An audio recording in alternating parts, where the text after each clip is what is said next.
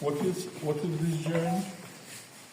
This is Shoulder joint. shoulder joint, and you can see head of the humerus, that is cavitas glenoidalis, and you can see that here we have cartilage, labrum glenoidale, which enlarge volume of glenoid cavity, and this is long head of biceps. You can see that tendon of biceps, it starts from supraglenoid tubercle of scapula, and this tendon, it passes through space between greater and lesser tubercles of humerus, and it has vagina, synovial vagina, vagina synovialis intertubercularis. Who remember what is this process of scapula? Coracoid, and this is acromion, and this ligament which is above of shoulder joint, that is coracoacromial ligament here. This ligament is ligamentum transversum scapulae superior, and here it is inferior transverse ligament, ligamentum transversum scapulae inferior. This is elbow joint.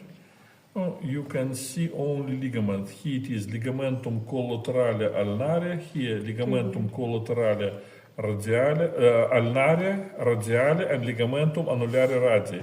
And you can see that head of the radius is free, and it makes rotation in proximal radioulnar joint and in articulatio humeroradialis. Look here, that is rotation in elbow joint, and that is flexion and extension. What is this joint? Radiocarpal joint. You can see radius. Here it is scaphoid bone, os lunatum, and os triquetrum. And ulna separates from radiocarpal joint with the help of triangular disc, discus triangularis. And this is radiocarpal joint, and this joint is mediocarpal joint. This is carpo-metacarpal joint, and between bases of metacarpal bones we have articulatio intermetacarpa. They are metacarpophalangeal joints and interphalangeal joints in phalanges. Here it is carpo-metacarpal joint of the thumb, that is saddle joint, articulatio carpo-metacarpa pollicis.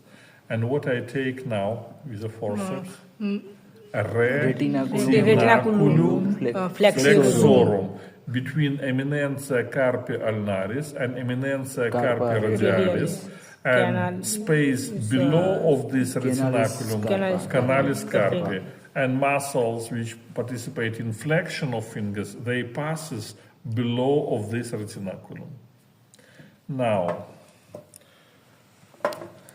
here it is, that is pelvic bone or hip bone, that is sacral bone. Here it is sacroiliac joint. This is also sacroiliac joint, and we can see anterior sacroiliac ligament. Here should be membrana obturatoria. Here should be pubic symphysis and ligaments. Look here. This is ligamentum sacrotuberale, and this one ligamentum sacrospinale. And between ligaments and these notches, we have greater sciatic opening, foramen ischiadicum majus, and lesser sciatic opening, foramen ischiadicum minus. And hip joint. You can see ligament, intra-articular ligament, that is ligamentum capitis femoris, and above of acetabulum, here it is ligamentum transversum acetabule. This cartilage, that is labrum acetabulare. This cartilage attached to the body of acetabulum and enlarged volume of acetabulum. This ligament, I already said that it is important because artery which participate in nutrition of the of height of the femur. It passes through ligamentum capitis femoris.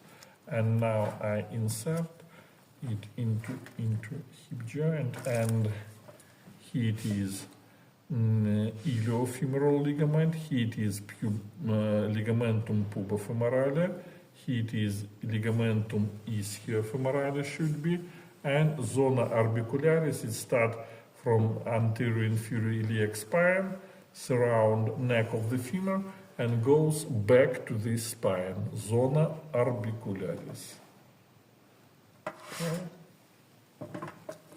That is all.